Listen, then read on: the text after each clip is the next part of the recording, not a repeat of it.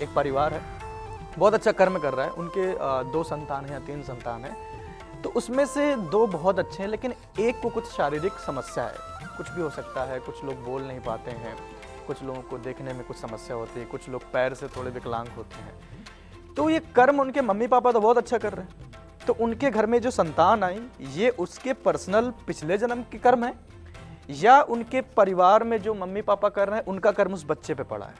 क्योंकि फेस तो mummy papa भी करेंगे उसको, अब बच्चा जिसके साथ है वो तो कर ही रहा है, तो किसके कर्म हो सकते हैं? ये जो कर्मों की भाषा है,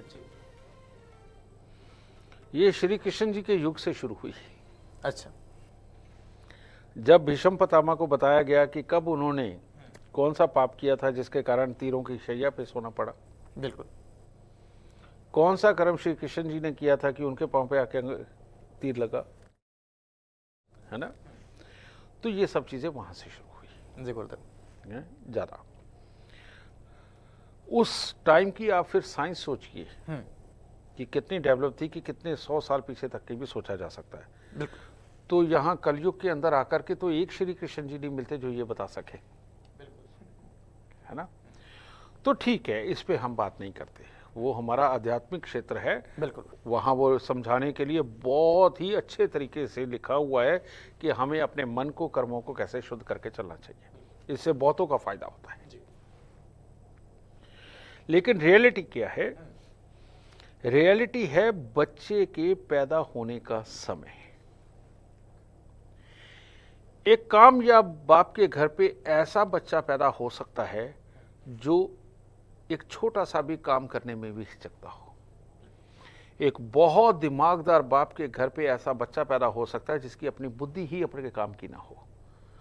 और सक्षम मियाँ बीबी जो हर तरह से गुणों से परिपूर्ण हैं, उनके यहाँ विकलांग बच्चा भी पैदा हो सकता है ना। ये जो होता है, तो ऐसी अवस्था के अंदर आकाश मंडल के अंदर ग्रह अपनी अपनी जिस स्थिति के ऊपर बैठे हुए हैं उनका एक कॉम्बिनेशन होता है, समझेंगे ना। और वो जब एक बार पैदा हो जाता है तो उसका पूरी जिंदगी जब तक वो शख्स जिएगा उसके हालात वैसे ही रहेंगे, ठीक है। लेकिन जब बहुत एक काबिल इंसान पैदा होने के लिए ग्रह गोचर बैठा हुआ होता है और उस वक्त में जब कोई बच्चा पैदा होता है तो बेटा गरीब के घर के अंदर शहर का सबसे बड़ा बिल्डर पैदा हो जाता है। मैंने ऐसे बहुत सारे केसेस देखे कि जिनके बाप सब्जी बेचते थे, रेडी पे साबुन बेचा करते थे, उनका बेटा बहुत तगड़ा बिल्डर है, सारा शहर उनको सलूट मारता है। इसी प्रकार से ये भी कि सक्षम बाप के घर पे भी ये इस तरह के बच्चे पैदा हो जाते हैं। यही प्रॉब्लम देखते हुए हमने आज से 7 साल पहले से कोशिश करी, 7-8 साल पहले से, जिनको डॉक्टर बोल देते हैं कि ऑपरेशन से बच्चा होगा, हम उन्हें कहते हैं कि जन्म तारीख हमसे लो, जन्म का समय हमसे लो, क्योंकि उनके पास 8-10 दिन की ड्यूरेशन होती है। उस 8-10 दिन की ड्यूरेशन के अंदर हम देखते हैं सबसे बेस्ट योग कौन सा है, ठीक है। वो हम टाइम देते हैं, डॉक्टर कर देते हैं। और ये हजारों बच्चे हो चुके हैं, और ये हजारों में से एक केस ऐसा नहीं है कि बच्चे की बुद्धि में दिक्कत हो, बच्चे के कर्म में दिक्कत हो, बच्चे की पढ़ाई में दिक्कत हो, समझेंगे ना। इसका एक छोटा सा एग्जांपल दे रहा हूं कि ये तो बहुत बड़ी बात है, डिसेबल होना। जन्म कुंडली के 9वें घर के अंदर अगर कोई अशुभ ग्रह बैठ गया, उस बच्चे की पढ़ाई कभी पूरी नहीं हो सकती, जो मर्जी कर लीजिए। या तो एस्ट्रोलॉजिकली उसके उपाय हो जाए, उन ग्रहों का दान हो जाए, नहीं तो अपने आप अपनी कोशिशों से बच्चे की पढ़ाई पूरी करवा के दिखा। ये एक एग्जांपल है सिर्फ, इसके अलावा तो बहुत कुछ होता है ना। तो जितना कुछ है वो लिखा हुआ आता है।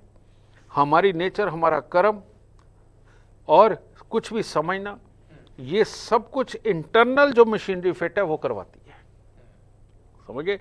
और किसी के अंदर कोई डिफेक्टेड मशीनरी फिट है तो माँ बाप लाख कोशिश कर लें, सिर्फ एस्ट्रोलॉजिकल उपाय तो उसमें गुण पैदा कर सकता है, ऑरा को बैलेंस करके उसको चलाया जा सकता है, वरना अपने आप समझने और समझाने से नहीं चलाया जा सकता। ओके, तो मतलब इसको अगर कुछ इस तरह की चीज़ें हैं तो ये कर्म का विषय नहीं है, ये समय का विषय है, समय काल का विषय है। मैं तुम्हें एक बात बताता हूँ। जी गुरुदेव। एक पंडित जी के यहाँ एक पुत्र ने जन्म लिया। शुरुआत से वेद पाठी हुए, शुरुआत से संस्कारों को मानने वाले हुए, दुनियादारी में सबको आशीर्वाद देने वाले हुए, और उनका सात्विक जीवन सबने देखा उस बच्चे का बड़े होते तक। लेकिन उस पुत्र की जब शादी हुई तो उस वक्त में उसको एक ऐसा पुत्र पैदा हुआ जो नालायक निकला, जिसने नाम खराब किया, जिसने लोगों की हाय ली। इस तरह के एग्जाम्पल ढूंढोगे तो मिल जाएंगे, समझ गए। अब पिछले जन्मों में क्या हुआ वो एक अलग बात है, वो सांत्वना देने के लिए अच्छे हैं शब्द, लेकिन रियलिटी तो ये है जो सामने देख रहा है, जो सामने है। ठीक है? तो इसीलिए पहले एक विद्या चला करती थी कि कंसीविंग टाइम, वो कंसीव जो एक बहुत ही शुद्ध मुहूर्त निकाले जाते थे, वो शुद्ध मुहूर्त का नाम ये दिया जाता था कि ये शादीशुदा जिंदगी के लिए बहुत शुद्ध मुहूर्त है, बहुत शुभ है। एक्चुअली में इसको जोड़ के देखा जाता था 10 महीने के साथ, कि 10वें महीने में ग्रह गोचर किस प्रकार का बैठा होगा। समझे? तो यहां शादीशुदा जिंदगी का मतलब अब कंसीव होगा बच्चा, और 10 महीने बाद इस प्रकार का बच्चा पैदा होगा। लेकिन आज के ज़माने में क्या हो रहा है, आज के ज़माने में शुभ मुहूर्त के अंदर शादी कर भी ली जाए, बच्चा कंसीव अपनी मर्जी से करते हैं। कोई साल बाद, कोई 2 साल बाद, कोई 3 साल बाद, कोई 4 साल बाद, तो मुहूर्त तो गुम हो गए।